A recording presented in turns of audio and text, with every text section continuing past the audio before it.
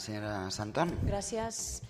La generación de nuestras abuelas es aquella que dejó a la mujer relegada al núcleo familiar, siendo su labor fundamental transmitir los valores tradicionales y educar a los hijos.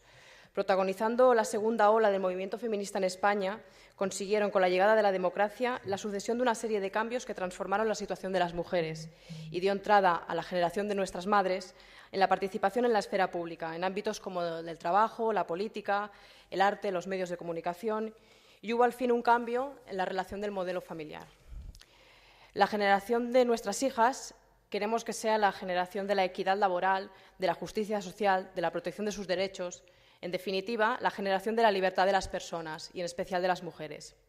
Para que sea posible, nuestra generación debe abandonar el decálogo de buenas intenciones y pasar a la acción, hacer frente a todas las limitaciones que las mujeres tenemos actualmente. Para avanzar hacia el modelo de sociedad que deseamos dejar como legado son necesarios recursos económicos, mejoras legales, mucha pedagogía y mucha voluntad. Justo lo que hoy encuentro faltar en este pleno. Voluntad de diálogo y voluntad de consenso.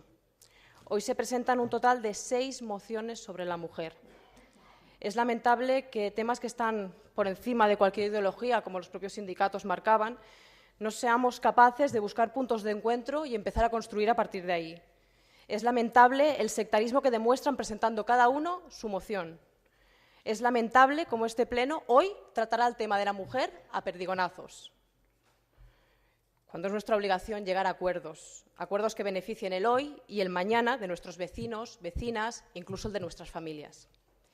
Como no quieren trabajar de forma conjunta los derechos de la mujer, votaremos a favor de la moción presentada, la 26, ya que la avalan 3 fuerzas políticas y 2 sindicatos, y en contra del resto de mociones individuales, porque pese a que podamos estar de acuerdo o no con alguna de las propuestas que nos traen en ellas, no hay derecho a que los representantes políticos en esta ciudad no estén a la altura.